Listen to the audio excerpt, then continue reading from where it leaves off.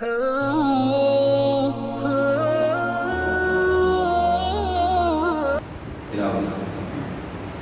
الله الرحمن الرحيم يا أيها الذين آمنوا استعينوا بالصبر والصلاة إن الله مع الصابرين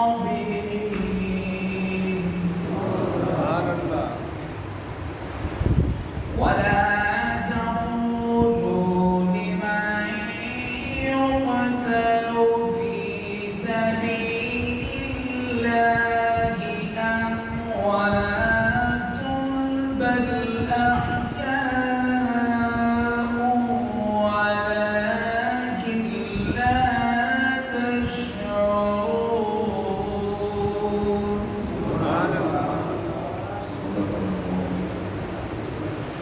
یا ایھا الذین آمنوا اے گروہ مومنین ایمان والو استعینوا مدد حاصل کرو بالصبر صبر سے والصلاۃ اور نماز سے ان اللہ بے شک اللہ تعالیٰ مع الصابرین معیت رکھتا ہے مدد فرماتا ہے سرپرستی و شفقت فرماتا ہے اللہ ساتھ ہے صابرین صبر کرنے والوں اللہ صبر کرنے والوں کے ساتھ ولا تقولوا اور نہ قول کرو نہ بات کرو نہ کہو لمن اس شخص کے لیے یقتل جو قتل کیے جائیں فی سبیل اللہ اللہ کے راستے میں ان کو نہ کہو اموات مردہ ان کو مردہ نہ کہو ایک جگہ پہ ہے مردہ سوچو بھی نہیں یہاں پر ہے قول نہ کرو بات نہ کرو جملہ نہ کہو ایسا نہ کہو اس شخص کے بارے میں جو اللہ کے راستے میں شہید کیا گیا اس کو مردہ تم نے نہیں کہنا بلکہ احیاء وہ زندہ ہے حی کی جمع ہے احیاء وہ زندہ ہے ولکن لا تشعرون اور لیکن تم ان کی زندگی کا شعور نہیں رکھتے تمہیں سمجھ نہیں حضرت ذکر کر پچھلی آیت کا ایک حصہ جو بیان کرنا بڑا ضروری ہے اللہ ارشاد فرماتا ہے وَيُعَلِّمُكُمُ الْكِتَابَ وَالْحِکْمَةَ میرے رسول صلی اللہ علیہ وسلم تمہیں تعلیم دیتے ہیں کتاب کی اور حکمت کی کتاب سے مراد قرآن ہے اور اس کی تعلیم دینے میں جو آپ نے ارشادات عطا فرمائے وہ کریم آقا صلی اللہ علیہ وسلم کی احادیث ہیں قرآن مجید برہان رشید کی تعبیر و تکمیل آقا کریم صلی اللہ علیہ وسلم نے اپنے اقوال سے بھی اپنے افعال و اعمال سے بھی عطا فرمائی علم کہتے ہیں جاننے کو انسان کو ہر قسم کا علم دینے کے لیے کریم آقا صلی اللہ علیہ وسلم تشریف لائے اسی لیے تو اللہ تعالیٰ نے ارشاد فرمایا کہ تمہیں میرے محبوب علیہ السلام وہ علم دیتے ہیں کہ اس سے پہلے تم اس کے بارے میں جانتے ہیں کریم آقا صلی اللہ علیہ وسلم ارشاد فرماتے ہیں انما بعثت معلما میں انسانیت کا معلم بنا کر بھیجا گیا انما بعثت لأتمم مکارم الاخلاق ومحاسن الاعمال ایسی تعلیم دوں گا کہ زندگی کی ضرورت کے تمام شعبہ جات میں انسان کو قیامت تک کے لیے رہبری میسر آ جائے گی انما بعثت لأتمم میں اس لیے بھیجا گیا رسول وہی ہے مبعوث ہوا بھیجا گیا میں اس لیے بھیجا گیا ہوں لأتمم تاکہ تمام کر دوں مکمل کر دوں مکارم الاخلاق اخلاق خلق کی جمع ہے اور خلق انسان کی عادات کا نام ہے انسان کے بیٹھنے اٹھنے طور طریقے چال چلن کا نام ہے اور خلق کی دو قسمیں ہیں ایک خلق وہ ہے جو وحدی ہوتا ہے ایک خلق وہ ہے جو قصدی ہوتا ہے اللہ تعالیٰ نے اپنے انبیاء کاملین علیہ الصلاۃ والتسلیمات کو وحی خلق عطا فرمایا، خبیر ہی نبی کا ایسا بنایا۔ نبی اعلیٰ کردار کا مالک ہے، وہ نبی نبی ہوتا ہے، چاہے وہ رحم مادر میں ہو یا پشت فکر میں ہو۔ نبی تخلیقاً کی نبی ہے، نبوت جو کہ کسبی نہیں ہوتی، اس لیے اخلاقیات نبوت بھی کسبی نہیں بلکہ وحی ہے۔ کسبی کیا چیز ہوتی ہے؟ کسب وہ چیز ہے بندہ کوشش کر کے حاصل کرے، اسے کہتے ہیں کسب کیا، کوشش کیا۔ اور اللہ تعالیٰ نے کچھ اپنے اولیاء پر بھی یہ کرم فرمایا ہے، اللہ تعالیٰ نے بڑے ماترزاد اولیاء بھی پیدا فرمائے ہیں، ان کو بھی اللہ تعالیٰ نے وحی اخلاقیات عطا فرمائے ہیں۔ تو حضور غوث اعظم رحمۃ اللہ علیہ 17 سپارے ماں کے پیٹ میں گھس کر کے تشریف لا گئے ہیں۔ ماترزاد اولیاء اور بھی بڑے مثالیں ملتی ہیں۔ تو خلق وحی بھی ہے، خلق کسبی بھی ہے۔ کریم آقا صلی اللہ علیہ وسلم نے ارشاد فرمایا، وحی خلق کی کامل ترین مثال دیکھنی ہو تو ذات مصطفیٰ کو دیکھو۔ یہ کیسا کامل ترین خلق ہے؟ اللہ تعالیٰ نے خبیر مزاج اور طبیعت کے اندر ابتدا سے ہی محبوب علیہ السلام کے اخلاقیات تامہ اور اخلاقیات کاملہ کا آپ کو مرکب مجسم بنایا۔ اس لیے تو امی عائشہ صدیقہ رضی اللہ تعالی عنہا فرماتی ہیں، کان خلقہ القرآن، میرے محبوب علیہ السلام کی عادات کریمہ کے بارے میں کیا پوچھتے ہو؟ قرآن پڑھتے جاؤ تمہیں خلق مصطفیٰ، عادات مصطفیٰ کی سمجھ آتی ہے۔ تو سوال ذہن میں پیدا ہوتا ہے کہ قرآن تو 40 سال کی عمر کے بعد اقرا کی آیت کے ساتھ نازل ہونا شروع ہوا، اس سے پہلے زندگی کیسے گزری؟ امی عائشہ صدیقہ رضی اللہ تعالیٰ عنہا یہ بتانا چاہتی ہیں، نبی تو پیدائشی نبی ہے جو قرآن 40 سال بعد آ کر بتاتا رہا، خبیر مصطفیٰ میں اللہ نے مزاج قرآن کو پہلے سے راسخ کر دیا۔ تو اخلاقیات تامہ اور انسان کی عادات تامہ اگر مجسم صورت میں دیکھنی ہوتی تو کریم آقا صلی اللہ علیہ وسلم کا دیدار کر دیا جاتا۔ آج ہم اس دیدار پر تبھی پہنچ سکتے جس دیدار کو صحابہ نے پایا، مگر ہم سنت اور کردار ضرور دیکھتے ہیں کہ قرآن کی چلتی پھرتی تفسیر محبوب علیہ السلام کی ذات اقدس ہے۔ قرآن کی تعلیم کس طرح دی ہے؟ اپنے اعمال سے بھی دی، اپنے افعال سے بھی دی، اپنے اقوال سے بھی دی۔ جو بولتے ہیں وہ بھی رب کا قرآن ہے، اور جو کام کرتے ہیں رب کے قرآن کے مطابق ہے، جو فرمان جاری کرتے ہیں وہ بھی رب کے قرآن کے مطابق ہے۔ اس طرح سراپا تفسیر القرآن کردار مصطفیٰ صلی اللہ علیہ وسلم، جس کو قرآن کے کسی حکم کی سمجھ نہ آئے وہ کردار مصطفیٰ میں غور کر لے، اس کو قرآن کی سمجھ تو آقا کریم کی عادات کریمہ سے کیا جائے گی۔ اس لیے جو آپ کے ارشادات ہیں، جو آپ نے جملے بولے، جو آپ کی حدیث ہیں، ان کا مقام تو بڑا ہی بلند ہے۔ محبوب علیہ السلام کے بیٹھنے اٹھنے سے ہی انسان قرآن کی تعلیم اور ہدایت کی راہ پا جاتا تھا۔ ایسے عادی برحق محسن انسانیت اور معلم انسانیت بنا کے اللہ نے اپنے محبوب کو جلوہ میں فرمایا۔ اس کے بعد اللہ ارشاد فرماتا ہے والحکمت، کتاب و حکمت، حکمت کہتے ہیں دانشوری، حکمت کہتے ہیں دانائی کو۔ محققین نے یہاں پر ایک اور معنی بیان کیا کہ قرآن کی باریکیاں بھی آقا کریم صلی اللہ علیہ وسلم نے کھول کھول کے سمجھائیں۔ قرآن کی آیت کے اندر جو معانی چھپے ہوئے تھے احادیث میں، اس کو بھی بیان کیا گیا۔ مگر یہاں پر اگر حکمت سے مراد فقہ لی جائے، فقہ کہتے ہیں قرآن و سنت میں غور کرنا، فقہ لی جائے تو کریم آقا صلی اللہ علیہ وسلم نے فقاہت کا بھی حکم فرمایا، قرآن و سنت میں غور کرنے کا بھی حکم فرمایا۔ فرمایا میرے صحابہ تم سارے میرے لیے ایک جیسے ہو،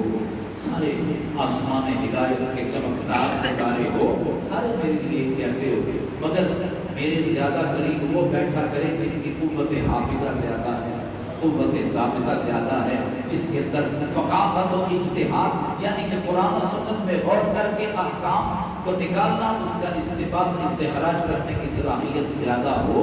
اس لیے جو مجھ سے سنیں اس طرح حافظے کے ساتھ ضابطے کے ساتھ امت تک پہنچا بھی سکیں اور ان کے اندر خود بھی غور کریں. امت کو کسی مسئلے کی سمجھ نہ آئے تو غور کر کے اس مسئلے کا حل قرآن سے نکال کر پیش کر سکیں اور آگے ضرور پہنچانا. اس لیے ہو سکتا ہے کہ جس تک تم میرا قرآن اور میرا فرمان پہنچا رہے ہو ہوا وہ پہنچانے والے سے زیادہ اس حدیث کے اندر اس قرآن کی آیت کے اندر اس کے فقاہت کے اندر اللہ اس کو زیادہ قوت عطا فرما دے. تو حضرت علی رضی اللہ تعالی عنہ کریم آقا صلی اللہ علیہ وسلم کی بارگاہ میں حاضر ہیں. عرض کرتے ہیں یا رسول اللہ صلی اللہ علیہ وسلم نظر بنا ليس فيه أمر ولا نهي وما تأمرنا یا رسول اللہ صلی اللہ علیہ وسلم اگر ہمارے سامنے آپ کے دنیا سے تشریف لے جانے کے بعد کوئی ایسا مسئلہ پیش آتا ہے ہم دیکھتے ہیں قرآن میں اس کام کے کرنے کا بھی قرآن حکم نہیں دیتا. ہم دیکھتے ہیں قرآن میں اس نئے مسئلے کے اس نئے کام کے اس نئی صورت مسئلہ کے حل کا قرآن انکار بھی نہیں کرتا. نہ کرنے کا حکم ملتا ہے نہ کرنے کا حکم ملتا ہے. حدیث میں غور کرتے ہیں اس نئے کام کے کرنے کا بھی حکم حدیث سے ہمیں نظر نہیں آتا اور اس کام کے نہ کرنے کا حکم بھی ہمیں حدیث سے نظر نہیں آتا. تو پھر اس صورت میں اس نئے پیدا ہونے والے مسئلے کا حل کیا ہوگا؟ نہ امر ہے نہ نہی ہمیں ملتی ہے. اور ایسا نہیں ہے کہ قرآن و سنت میں حل نہیں ہے، حل ہے مگر کوئی وہاں تک پہنچ سکتا ہے. اب یہ تو بات نہیں ہے کہ حضرت علی رضی اللہ تعالیٰ عنہ جن کو باب مدینہ العلم قرار دیا گیا ہو ان کو پتہ نہ چلے آنے والے لوگوں کے لیے حل پیش کر رہے تھے اور بارگاہ مصطفیٰ سے اجازت دے رہے تھے یا رسول اللہ صلی اللہ علیہ وسلم امت پھر کیا کرے گی؟ تو کریم آقا صلی اللہ علیہ وسلم نے ارشاد فرمایا اے علی ایسا مسئلہ جب پیش ہو جائے تو تمہیں امت کے فقہاء سے مشورہ کرنا ہوگا. شامل الفقہاء والائمۃ المجتہدین. فرمایا کہ اس وقت کے تمہیں ان لوگوں کے پاس جانا ہوگا جو قرآن و سنت میں بڑا غور کرتے ہیں اور گہرائی میں اترتے ہیں. ان کے ساتھ مشورہ کرنا، مشورہ کر کے پھر تم آگے مسئلہ بتانا. حضرت معاذ بن جبل رضی اللہ تعالی عنہ کو جب یمن کا قاضی بنایا میرے کریم آقا صلی اللہ علیہ وسلم نے اور چھوڑنے کے لیے مدینہ شریف کے اس مقام تک گئے جہاں تک مہمانوں کو ضیافت کیا جاتا ہے، الوداع کہا جاتا ہے. کریم آقا صلی اللہ علیہ وسلم نے بھیجنے سے پہلے حضرت معاذ بن جبل رضی اللہ تعالیٰ عنہ کو یہ تو مقام ہے نا کہ آپ چھوڑنے گئے وہاں تک، مگر جب منتخب کیا منتخب کرنے کے بعد فرمایا ذرا بتا دو لوگوں کو کہ قضا کسے کہتے ہیں، امارت کسے کہتے ہیں. میں تمہیں ایک علاقے کا گورنر بنا کے بھیج رہا ہوں، ایک علاقے کا قاضی بنا کر بھیج رہا ہوں، ایک علاقے کا چیف جسٹس بنا کر بھیج رہا ہوں، ایک علاقے کا مفتی بنا کر بھیج رہا ہوں. بتاؤ تمہارے سامنے لوگوں کے کیسز پیش ہوں گے، تمہارے سامنے لوگوں کے مسئلے پیش ہوں گے. کوئی مسئلہ پیش ہوتا ہے تو تیری قضا کا اصول کیا ہوگا، تیرے فیصلے کا منبع کیا ہوگا، کس جگہ سے تو فیصلہ سنائے گا. تو حضرت معاذ بن جبل رضی اللہ تعالیٰ عنہ عرض کرتے ہیں اقضی بکتاب اللہ، میں سب سے پہلے اللہ کی کتاب سے فیصلہ سناؤں گا. کریم آقا صلی اللہ علیہ وسلم نے فرمایا اچھا ان لم تجد فی کتاب اللہ، کتاب اللہ تو بہت بڑی ہے، ہو سکتا ہے قرآن کے اندر اس مسئلے کا جو حل موجود ہے تو وہاں تک نہ پہنچ سکے، وہاں تک پہنچنا بڑا مشکل نہ ہو سکتا ہے، تجھے نہ نظر آئے اس مسئلے کا پھر کیا کرو گے؟ عرض کیا رسول اللہ صلی اللہ علیہ وسلم اقضی بسنت رسول اللہ صلی اللہ علیہ وسلم، پھر میں آپ کی مبارک سنت میں دیکھوں گا، پھر مسئلے کا حل پیش کروں گا. فرمایا فَإِن لَمْ تَجِدْ فِي سُنَّتِي، اگر تجھے میری سنت کے طویل ذخیرے سے بھی طویل خزانے بڑے خزانے سے بھی تجھے مسئلے کا حل نہیں ملتا پھر کیا کرو گے؟ تو حضرت معاذ بن جبل رضی اللہ تعالیٰ عنہ عرض کرتے ہیں یا رسول اللہ صلی اللہ علیہ وسلم جب ایسا مسئلہ پیش آ جائے اجتہد برأیی، پھر میں اپنی رائے سے اجتہاد کروں گا، قرآن و سنت کی آیات کا نچوڑ پیش کروں گا، پھر قرآن و سنت کی آیات اور آپ کی احادیث کا نچوڑ اپنے سامنے رکھ کے اس پر اپنا اجتہاد اور اپنی عقل سے فیصلہ کروں گا۔ کریم آقا صلی اللہ علیہ وسلم نے یہاں پر یہ نہیں فرمایا معاذ کیا کہہ دیا تم نے، قرآن کافی نہ رہا تمہیں، میرا فرمان کافی نہ رہا تمہیں، تم کون ہوتے ہو تیسری چیز بیان کرنے والے؟ قرآن بھی موجود ہے، میرا فرمان بھی موجود ہے، پھر بھی تم تیسری چیز کیوں بیان کر رہے ہو؟ کریم آقا صلی اللہ علیہ وسلم نے اعتراض نہیں کیا، ناراض نہیں ہوئے، بلکہ اتنا خوش ہوئے، حکمت کی بات کرنے پر اتنا خوش ہوئے،